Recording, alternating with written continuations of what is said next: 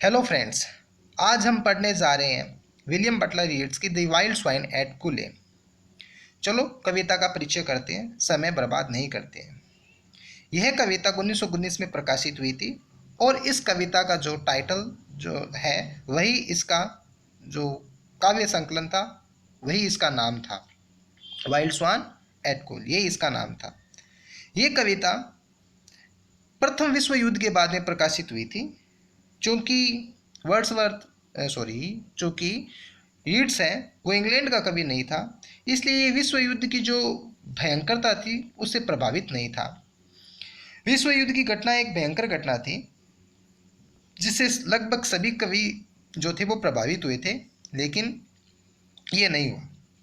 ये उस समय वर्ड्सवर्थ को पढ़ रहा था। तो इसी कारण इसके अंदर, इस कविता के अंदर भी हम देख सकते हैं कि प्रकृति प्रेम जो है कवि का वो इसमें देखा जा रहा है। इसमें पूर्ण रूप से हम देख सकते हैं कि वर्ड्सवर्थ का प्रभाव है। कविता का जो मूड है वो थोड़ा थोड़ा वर्ड्सवर्थ से भिन्न भी है, थोड़ा उससे हटके भी है, क्योंकि साथ में ये अपने आप को भी इसमें इंक्लूड कर लेता है।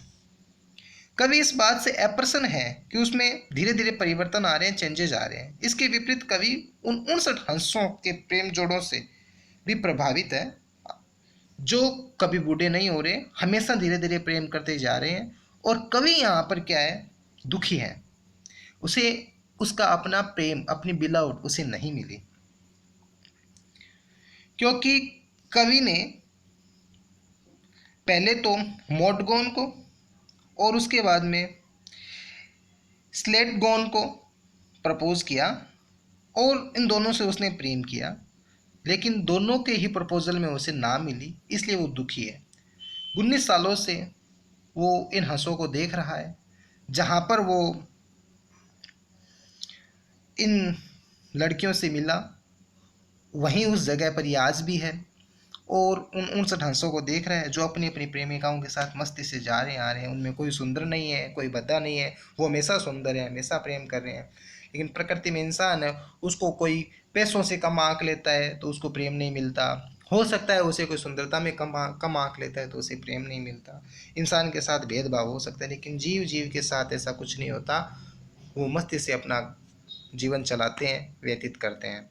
तो इस तरीके से थोड़ा थोड़ा कवि है वो दुखी भी है।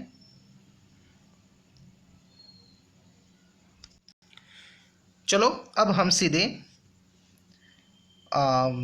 टेक्स्ट पढ़ना शुरू करते हैं। आपको पढ़ाता हूँ कविता जो है उसको शुरू करते हैं। पहले मीनिंग और उसके बाद में लाइन का अर्थ देखते हैं, इसको पढ़ते हैं। तो यहाँ पर जो इसका टाइटल है the wild swans at Coole या कुले, जो इसको थोड़ा सा देख लेते हैं। द स्वान्स आर वाइल्ड, मतलब स्वान्स है वो जंगली है। The poets are them in the woodland path, woodland path poet इनको देखता है। कूले या कूल हम कह सकते हैं the place with its park, ये एक जगह है। कूले जो है उसका जो स्थान है, इसके पार्क, वहाँ इसका पार्क है, एक पार्क है। वहाँ पर एक लेक, एक झील है जो स्पेशली सिग्निफाई करता है, जिसको यीट्स यहाँ पर, जहाँ वो अपने जवानी के टाइम में आया जाया करता था, वो जगह है कूले। तो वाइल्ड स्वान कहाँ के, कूले के या कुल के, वहाँ के हैं। It is connected with Yeats great friendship with lady Gregory, जो लेडी ग्रेगरी थी उससे ये काफ़ी समानता है, उससे जुड़ी हुई है। The following descriptions of the Coole is specially interesting with the reference of the poem, और यही है इस लेडी ग्रेगरी वाला जो रेफरेंस है, वही इस पोएम के अंदर ही बताया गया है। After the initial meeting in 1896, Lady Gregory has asked him to visit the Kule the following summer. आने वाली गर्मी को 1896 के अंदर लेडी ग्रेगरी से मिलने के बाद में उसने यही कहा था कि इस जगह आकर के मिलते हैं। यहाँ पर एक पुराना घर, वहाँ का वातावरण और वहाँ की प्राकृतिक सुंदरता, ये सब चीज़ें देख करके यहाँ मिले थे। तो हम कह सकते हैं कि एक बैरन जगह भी हो सकती है, उजाड़ जैसा कुछ है। यहाँ पर ज़्यादा भीड़ भाड़ नहीं है, जहाँ पर हम कह सकते हैं कि लवर्स जो होते हैं स्पेशली मिलने के लिए आते हैं। तो ये एक ऐसी जगह है। ठीक है, तो अब हम थोड़ा इसे पढ़ना शुरू करते हैं। The trees are in their autumn beauty. पेड़ है ना, वो अपनी ऑटम की सुंदरता मतलब पतझड़ की सुंदरता में है। मतलब पीले पत्ते हो गए हैं पेड़ों के, पेड़ पीले पत्ते लिए हुए हैं। The woodland path are dry, और जंगल के जो रास्ते हैं ना वो एकदम सूखे हुए हैं। अंडर द अक्टूबर ट्विलाइट, और अक्टूबर महीने की जो रोशनी है ना, the water mirrors A still sky, जो अक्टूबर महीने की जो चमक है, ट्विलाइट है, उसके अंदर जो पानी है, स्थिर जो पानी है, उसके अंदर मिरर्स प्रतिबिंब बन रहा है। किसका प्रतिबिंब बन रहा है? स्टिल स्काई, मतलब वाटर स्टिल है, आसमान भी वैसा ही है, स्थिर है। पानी के अंदर, स्थिर पानी के अंदर आकाश में आकाश का प्रतिबिंब बन रहा है। Upon the brimming water among the stones are 950 swan. वो जो ब्रिमिंग वाटर है, ठीक है ना, उस ब्रिमिंग वाटर के ऊपर हम ये कह सकते हैं कि जो एकदम से लबालब जो भरी हुई झील है, ब्रिमिंग मतलब कह सकते हैं पूरी फुल पानी से पूरी भरी हुई, वहाँ पर अमंग द स्टोन्स पत्थरों के ऊपर जहाँ जो झील पूरी भरी हुई है, वहाँ पर कितने स्वान है? आर 950 स्वान। 950 मतलब 59 स्वान, यानी 59 हंस वहाँ पर है। The 19th autumn has come upon me. अब कभी यहाँ पर पर्सनल हो गया है, ठीक है ना, इसका जो ये नेक्स्ट स्टेंजा है इसमें पर्सनल हो गया है, और कह रहा है कि 19वीं जो पतझड़ है वो आ गई है, यानी मुझे यहाँ आते हुए 19वीं पतझड़ हो चुकी है। Since I first made my count, कब से 19वीं? जब मैंने इनको सबसे पहले गिना था, यानी जब वो अपनी बिलवुड के साथ यहाँ आया था, इसने पहले इनको देखा था इन स्वान्स को, और जब फर्स्ट टाइम इन्होंने इनको काउंट किया था तब ये कितने थे? 950 थे, यानी 59 स्वान्स थे, ठीक है ना। तब से अब 19 साल इसको हो गए हैं। आई सा before I had well finished, मैंने देखा जब मैं पहले से वेल फिनिश्ड अच्छे से मैं पूरा कर लेता। ऑल सडनली माउंट, मतलब ठीक से अच्छे से उनको काउंट करता, उससे पहले ही क्या थे? सारे अचानक माउंट हो चुके थे, मतलब सारे अचानक ऊपर की तरफ उड़ने लग गए थे। वैसे माउंट मतलब यहाँ पर माउंट का हम कह सकते हैं फ्लाई करना, राइज अप, ऊपर आकाश में उड़ना, सडनली यानी अचानक। And scatter winning in great broken rings, और वो स्केटर हो गए, स्केटर मीन्स स्प्रेड, फैल गए, ठीक है ना। विनिंग, विनिंग का अर्थ हो गया मूविंग इन सर्कल्स, घेरों में गोल गोल घेरा बना करके आकाश में उड़ने लगे। और वो अचानक गोल घेरों के अंदर, ब्रोकन इन रिंग्स टुकड़ों के अंदर बंट करके घेरों में बंट गए, सब ने अपना अपना दो दो का जोड़ा बना के, और वो एक सर्किल बना के उड़ने लगे। अपन देयर क्लेमरस विंग्स, किन पर, किन के ऊपर उड़ने लगे? क्लेमरस, अपने बड़े जो पंख है ना, क्लेमरस विंग्स मतलब उन बड़े पंखों से वो तेज आवाज, क्लेमरस का मतलब एक साउंड, नॉइजी विंग्स, मतलब अपने नॉइजी जो विंग्स है, शोर शराबा करने वाले या आवाज करने वाले जो पंख है, उनके ऊपर वो, उन पंखों से वो उड़ने लग गए। I have looked upon those brilliant creatures, I have looked upon those brilliant creature, उन शानदार प्राणियों को, जीवों को, लुक्ड अपन यानी ध्यान दिया, मैंने देखा। And now my heart is sure, और अब मेरा जो दिल है ना वो क्या है? श्योर है। श्योर का मतलब सैड है, सैड भी कह सकते हैं, बीटर, दुखी, अवसादपूर्ण है। All changed since I hearing at twilight, सब कुछ चेंज हो चुका है। सिंस आई, तब से, हियरिंग एट ट्विलाइट, हियरिंग सुनना, ट्विलाइट यानी एट ट्विलाइट का हम कह सकते हैं इवनिंग का टाइम, शाम का टाइम, ट्विलाइट मतलब गोधुली वेला का समय, शाम का समय जब रोशनी होती है। The first time on this शोर, प्रथम बार इस किनारे के ऊपर, ठीक है ना। सब बदल चुका है, जब मैंने उस ट्विलाइट, उस शाम, उस गोधुली वेला के समय मैंने इनको फर्स्ट टाइम देखा इस किनारे के ऊपर, वो सब अब चेंज हो चुका है।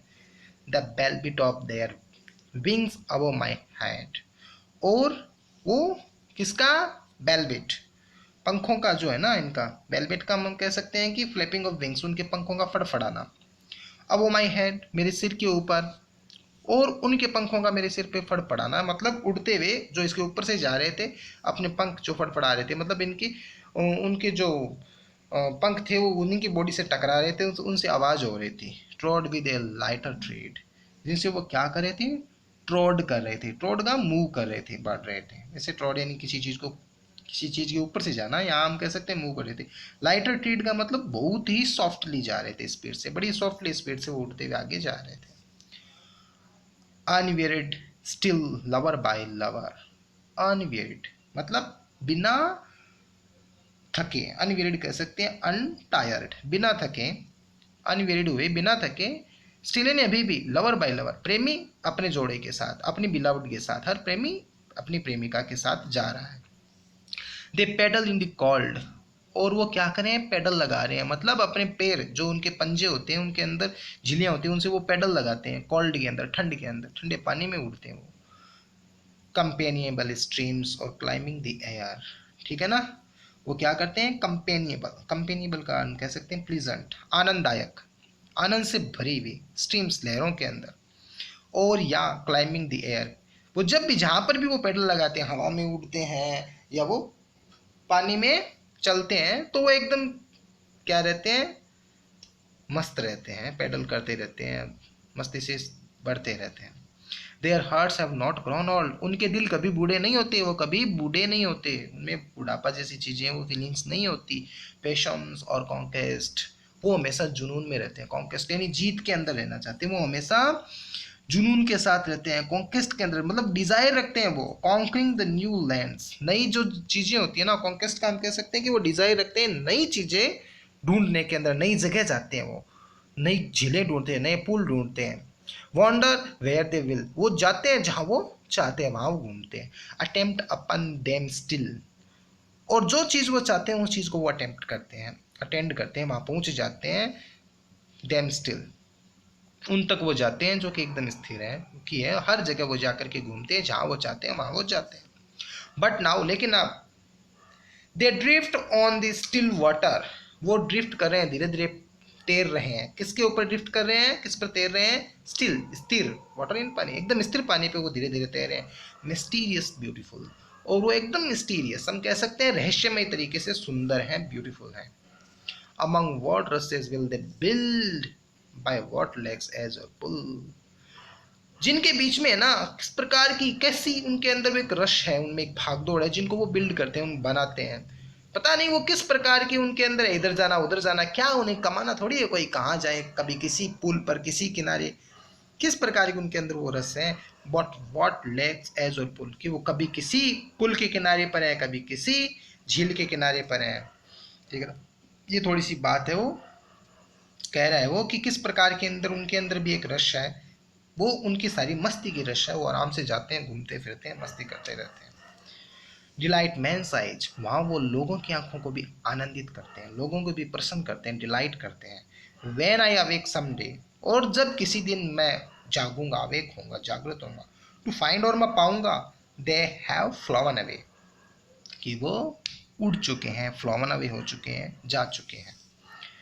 तो दोस्तों ये तो थी कविता जिसके मीनिंग और लाइन का अर्थ मैंने आपको समझाया है। अब थोड़ा सा हम इसके बारे में चर्चा, इसकी थोड़ी सी समरी और मैं आपको एक साथ बता देता हूँ कि इसमें कवि क्या कह रहा है, थोड़ा सा इसका सारांश हम पढ़ लेते हैं, थोड़ा बहुत बता देता हूँ कि ये कब प्रकाशित हुई, कब लिखी गई। तो आप जानते हो W. Yeats की ये कविता है वाइल्ड्स ऑन एट पुले, ये जो है ना कवि के जीवन के तीसरे चरण से संबंध रखती है, थर्ड इसका जो लाइफ का जो चरण था उससे ये बताई, उससे ये रखती है, जब वो अधेड़ उम्र में आ जाता है। कब से रखती है, 1915 से लेकर 1928 तक का जो इसका लाइफ है ना, उससे ये संबंध रखती है। यह कविता इसी नाम से, इसी के इसका एक संग्रह था, उसमें प्रकाशित हुई थी, जो 1919 में हुई थी, ठीक है ना, इसका प्रकाशन 1919 में हो गया था। यह कविता अपने अर्थ की सुबोधगम्यता और स्पष्टता में क्लासिकल है। यह कविता वुड्सवर्थ के प्रभाव को स्पष्ट दर्शाती है। इसका कारण यह हो सकता है कि यीट्स उस समय वर्ड्सवर्थ का अध्ययन कर रहा था। मनोभाव अवश्य वर्ड्सवर्थ से भिन्न रहे हैं। यह कविता प्रकृति चित्रण की कविता है। कवि 59 हंसों का, जो उसने 19 वर्ष पूर्व पहली बार देखे थे, वर्णन करता है। कवि ने उन्हें कूल में एक झील में देखा था। उनके सौंदर्य का कवि पर गहरा प्रभाव पड़ा। कवि 19 वर्षों से इन 19 हंसों को देख रहा था। वे अचानक आकाश में शोर करते हुए उड़ जाते हैं। वह आनंद के साथ ही सुंदर दृश्य देखता है, लेकिन कवि का हृदय दुखी है, उसमें बहुत परिवर्तन आ गया है। हंसों को देख करके उसे ताजगी और वो यौवन की याद आती है। ठंडे पानी में भी वो चलते हैं, उनके हृदय में कोई परिवर्तन नहीं आया है। लेकिन 19 वर्षों में कभी बूढ़ा हो गया है। अपने जीवन में आए परिवर्तन को देखकर वह दुखी है। हंस पहले की तरह साहसी हैं। वे किसी अन्य झील या तालाब पर चले जाएंगे और वहां के लोगों को भी आनंदित करेंगे। तो ये जो कविता है, उस कविता का मैंने आपको सारांश भी बताया, समरी भी बताई, इसको पढ़ाया। मैं आशा करता हूँ कि आपको ये कविता पसंद आई होगी। कृपया लाइक करें, सब्सक्राइब करें, अपने अच्छे अच्छे कमेंट करें और मुझे बताएं कि इसमें मैं और क्या इम्प्रूव कर सकता हूँ और नेक्स्ट कौन सी कविता के ऊपर मैं वीडियो बनाऊं। प्लीज़ बताना ना भूलें। Thank you.